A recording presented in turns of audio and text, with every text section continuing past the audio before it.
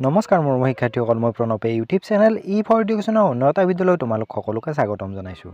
মোৰ শিক্ষাৰ্থীসকল, আজি মই তোমালোকৰ মাজলৈ লৈ আহিছোঁ হায়াৰ ছেকেণ্ডাৰী ফাৰ্ষ্ট ইয়াৰৰ ছ'চিয়লজি নামৰ বিষয়টোৰ প্ৰথম খণ্ড সমাজতত্বৰ পৰিচয়। এই কিতাপখনৰ ইউনিট নাম্বাৰ 1 সমাজতত্ব আৰু সমাজ, এই ইউনিটটোৰ যিখন অনুশীলন সেই অনুশীলনৰ প্ৰশ্নৰ উত্তৰসমূহ। ইতিমধ্যে ইয়াৰে আধা অংশ আমি আগৰ ভিডিঅ'টোত আলোচনা কৰিছোঁ। আজি অন্য এটা অংশ আলোচনা কৰিম। তেতিয়াহ'লে আহচোন পলম নকৰি আজিৰ ভিডিঅ'টো আৰম্ভ কৰোঁ। আৰু তাৰ আগতে তোমালোকলৈ এটা অনুৰোধ, এই চেনেলটো যদি ছাবস্ক্ৰাইব কৰা নাই তেতিয়াহ'লে ছাবস্ক্ৰাইব কৰি দিবা আৰু কাষতে থকা বেল আইকনটো প্ৰেছ কৰি দিবা, মই দিয়া এনেকুৱা ধৰণৰ শিক্ষামূলক ভিডিঅ'সমূহ নিয়মিতভাৱে পাই থাকিবলৈ। তাৰ উপৰিও আগৰ ইউনিটটো যদি চোৱা নাই মই ডেছক্ৰিপশ্যনত লিংক দিছোঁ, তাত গৈও চাব পাৰিবা।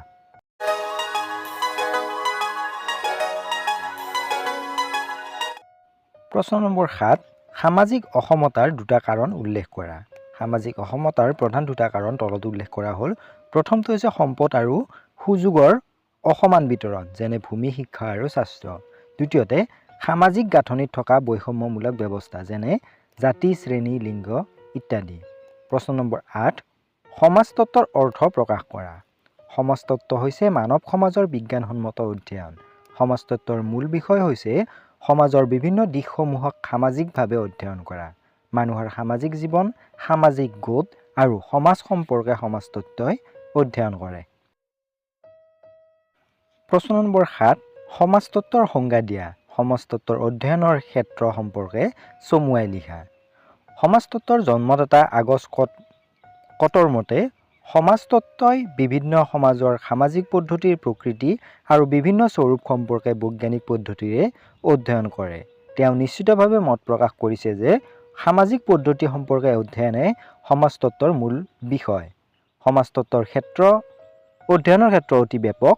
ই সমাজৰ সকলো দিশকে সামৰি লয়, যেনে সামাজিক সংস্থা, পৰিয়াল, ধৰ্ম, শিক্ষা, সামাজিক অসমতা যেনে জাতি, শ্ৰেণী, লিংগ, সামাজিক সমস্যা যেনে দৰিদ্ৰতা, অপৰাধ, সামাজিক পৰিৱৰ্তন আৰু গোলকীয় প্ৰক্ৰিয়া।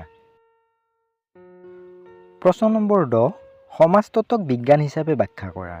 সমাজতত্ত্ব আৰম্ভণিৰ পৰা বিজ্ঞান বিষয় ৰূপে পৰিগণিত হৈ আহিছে। সাধাৰণ জ্ঞান, ধৰ্মশাস্ত্ৰৰ উপদেশ বা দাৰ্শনিক ভাৱধাৰাৰ পৰিৱৰ্তে সমাজতত্ত্বই বিজ্ঞানসন্মতভাৱে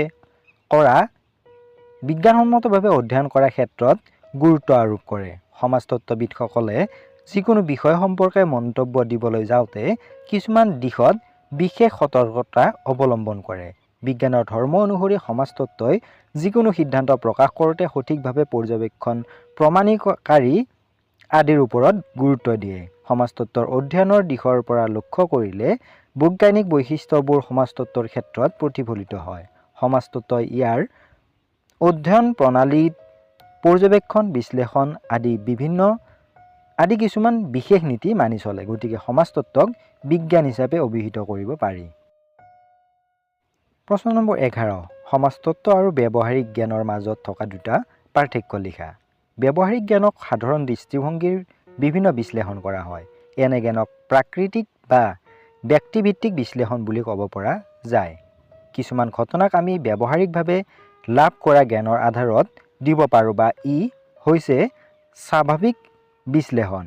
আনহাতে সমাজতত্ত্বই ব্যৱহাৰিক পৰ্যবেক্ষণ আৰু দাৰ্শনিক বা আদৰ্শগত ভাৱধাৰাৰ পৰা পৃথকে বিশ্লেষণ আগবঢ়ায়। গতিকে ই কেতিয়াও চমৎকাৰী ফলাফলৰ ওপৰত গুৰুত্ব নিদিয়ে। সমাজতত্ত্বৰ কিছুমান নিজাববীয়া ধাৰণা, পদ্ধতি, তথ্য আছে যদিও এইবিলাকৰ মাজত সমন্বয় হোৱা নাই। তথাপি এক সুকীয়া বিষয় হিচাপে সমাজতত্ত্বই গুৰুত্ব লাভ কৰিছে। সমাজতাত্ত্বিক জ্ঞান সদায় প্ৰতিফলনশীল বা প্ৰতিফলনীয়। প্ৰশ্ন নম্বৰ 12, সমাজতত্ত্বক বিজ্ঞান হিচাপে আখ্যা দিয়াৰ দুটা যুক্তি আগবঢ়োৱা। সমাজতত্ত্বৰ আৰম্ভণিৰ পৰা বিজ্ঞানৰ বিষয়ৰূপে পৰিগণিত হৈ আহিছে। সাধাৰণতে বিজ্ঞান ধৰ্মশাস্ত্ৰৰ উপদেশ বা ভাৱধাৰাৰ পৰিৱৰ্তে সমাজতত্ত্বই বিজ্ঞানসন্মতভাৱে অধ্যয়ন কৰাৰ ক্ষেত্ৰত গুৰুত্ব আৰোপ কৰে। সমাজতত্ত্বক বিজ্ঞানসন্মত বিষয় বুলি কোৱাৰ যথেষ্ট সমল আছে। ইয়াৰ প্ৰধান দুটা যুক্তি হ'ল, প্ৰথমটো হৈছে বিজ্ঞানৰ দৰে সমাজতত্ত্বৰো সামাজিক ক্ৰিয়া, সামাজিক গতিশীলতা, সামূহিক আচৰণ আদি সিদ্ধান্তবোৰ নিৰীক্ষণীয় তথ্যপাতি, পৰীক্ষা আৰু প্ৰমাণৰ ওপৰত প্ৰতিষ্ঠিত। দ্বিতীয়তে বিজ্ঞানৰ নিৰীক্ষণীয় সিদ্ধান্তবোৰো শ্ৰেণী বিভাজন কৰোঁতে সঘনে পৰিসংখ্যা বিজ্ঞানৰ সৈতে সম্পৰ্ক ৰাখে। প্ৰশ্ন নম্বৰ 13 সমাজতত্ত্ব গঠনত বৌদ্ধিক ধাৰণাৰ ভূমিকা সম্পৰ্কে চমুৱাই লিখা। উত্তৰটো হ'ব প্ৰাকৃতিক বিৱৰ্তনত বৈজ্ঞানিক তত্ত্বৰ প্ৰভাৱ আৰু প্ৰাক আধুনিক সমাজ সম্পৰ্কে আগবঢ়োৱা ভ্ৰমণকাৰীৰ উপনিৱেশবাদৰ প্ৰশাসকসকলৰ তথ্যই বহু কথা প্ৰকাশ কৰিছে।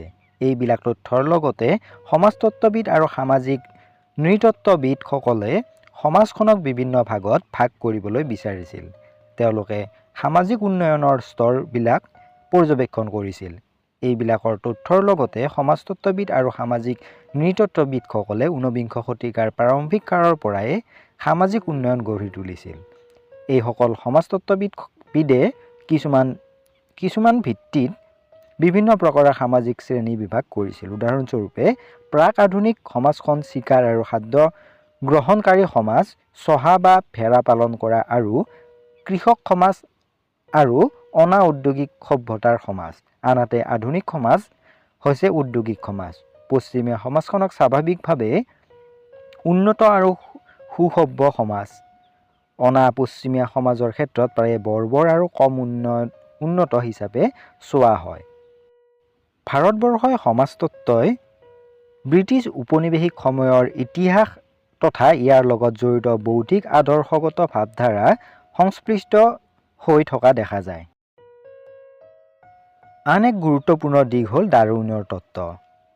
জীৱৰ ক্ৰম বিকাশৰ সম্পৰ্কত ডাৰউইনৰ তত্ত্বই প্ৰাৰম্ভিক সমাজতাত্ত্বিক চিন্তাধাৰাৰ প্ৰভাৱশালী ভূমিকা পালন কৰিছিল। তেওঁৰ সিদ্ধান্ত অনুসৰি সমাজক জৈৱিক প্ৰণালীৰ লগত তুলনা কৰা হৈছিল। এই জৈৱিক প্ৰণালীবোৰৰ যেনেদৰে স্তৰভিত্তিক বিকাশ হয়, ঠিক তেনেদৰে মানৱ সমাজখনৰো বিকাশ হয়। বৌদ্ধিক আদৰ্শই সমাজতত্ত্ব গঠন কেনেকৈ প্ৰত্যক্ষভাৱে সহায় কৰিছে তাক অভিজ্ঞতামূলক বাস্তৱতাৰ পৰা অনুধাৱন কৰিব পাৰি। ইউৰোপৰ বৌদ্ধিক আন্দোলন হিচাপে জ্ঞানোদয় ঘটিছিল 17শ শতিকাৰ শেষৰ পৰা 18শ শতিকালৈকে, আৰু ইয়াৰ মূল হিচাপে জ্ঞানোদয়ক যুক্তি আৰু ব্যক্তিবাদক কাৰক হিচাপে গুৰুত্ব দিয়া হৈছিল।